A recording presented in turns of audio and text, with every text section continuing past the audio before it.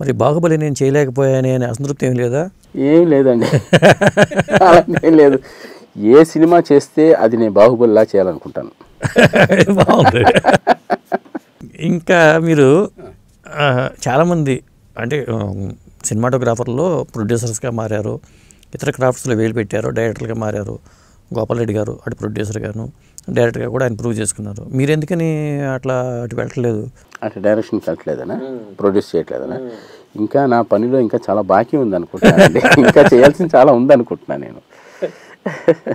మీ father మిమ్మల్ని ఏమైనా guide చేస్తుంటారండి మీ ఫీల్డ్ ఎప్పుడన్నా స్టార్టింగ్లో కానీ, కెరీర్ స్టార్టింగ్లో కానీ? ఇప్పటికీ గైడ్ చేస్తుంటారు. ఓకే. ఏంటంటే ఏదన్నా సినిమాలో ఒక మేకప్ ఎక్కువైనా, సినిమా అంతా చూస్తారు, మంచి సినిమా అందరూ అప్రిషియేట్ చేస్తుంటారు. ఈయన మాత్రం కరెక్ట్గా ఒక పాయింట్ పట్టుకొని, ఎందుకు నువ్వు చూసుకోలేదు, అది చూసుకోవచ్చు కదా నాన్న ఓకే అని అంటూ ఉంటారు. అంటే ఆల్మోస్ట్ జాగ్రత్తలు చెప్తూనే ఉంటారు. ఈ షాటు పలానా సినిమాలో బాగా తీశాడు. అప్పట్లో మధు అంబట్ గారు అంటే మా నాన్నగారికి భలే ఇష్టం. ఓకే. ఆ లైట్ లేకుండా స్మోక్ వేసి తీస్తూ ఉంటాడు, నువ్వు ఒకసారి చూడొచ్చు కదా అంటారు ఆయన. సో అలా అనేటప్పుడు ఇంట్లోనే చాలా టాలెంటెడ్, ఇంట్లోనే అంత టాలెంటెడ్ ఆయన ఒక మంచి ఎక్స్పీరియన్స్ చెప్పారు. మా గురుగారు ఆయన బాగా, ఆయన నాన్నగారిని మాధవరావు అని పిలుస్తారు, నాన్నగారు కూడా స్వామి అని పిలుస్తారు. అంత క్లోజ్గా అంటే కృష్ణ గారు, స్వామి గారు, మా నాన్నగారు ఓకే ఆల్మోస్ట్ ఒకే ప్యారలల్గా జర్నీ చేశారు. అంటే నాన్నగారు కొంచెం సీనియర్ అనుకుంటా. ఓకే.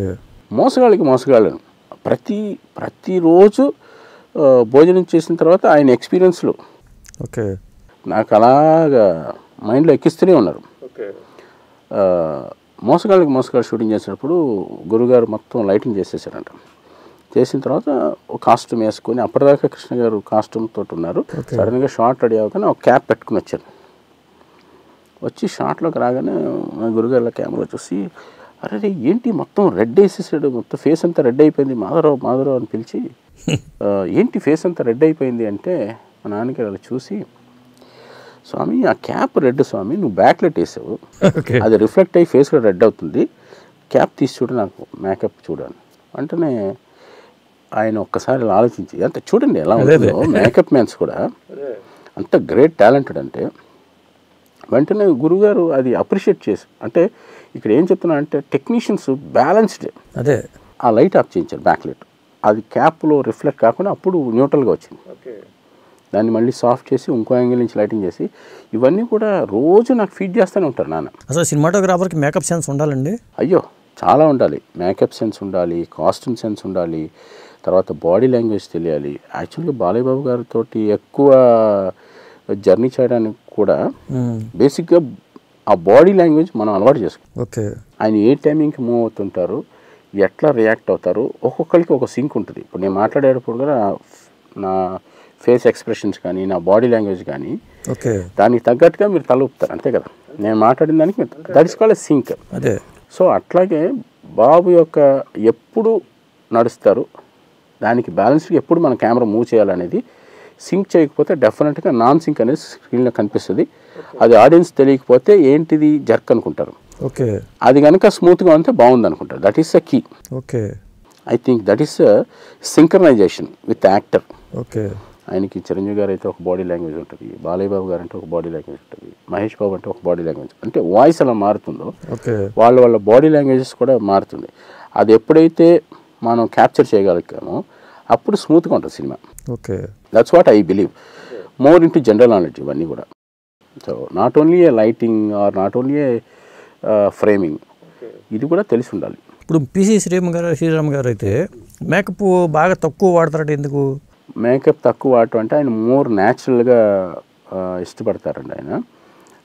ఆయన ఏంటంటే ఆయన ప్యాటర్న్ వేరే ఉంటుంది.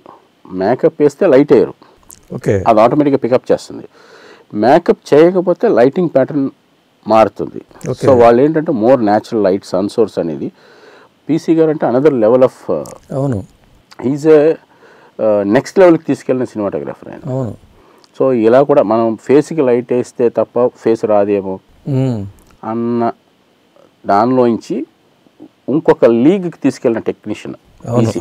ఇప్పుడు చేసిన ప్రతి కెమెరామ్యాన్, ఈవెన్ మీ అందరూ కూడా ఆ దాంట్లోంచి ఇంకొక ట్రాన్స్లేషన్కి వచ్చే టైం వచ్చిన దాంట్లో ఆయన్ని చూసి మనం ఇన్స్పైర్ అయిన వాళ్ళే ఇప్పుడు ఉన్న వాళ్ళందరూ. ఐ థింక్ వాల్యుబుల్ వర్డ్ అని నేను అనుకుంటున్నాను. నిజమే, కరెక్టే. సో అలాంటప్పుడు వాళ్ళకి ఏంటంటే ఈ మేకప్ అవసరం లేదు, మోర్ న్యాచురల్గా ఉంటే. ఇంకోటి ఏంటంటే మేకప్ వేయటం వల్ల ఆర్టిస్టులు ఎక్కువ యాక్ట్ చేయాలి, ఓకే, ఎక్కువ కనిపిస్తాం కదా. అంతేగా. సో న్యాచురల్గా ఉండాలంటే makeup should be little less.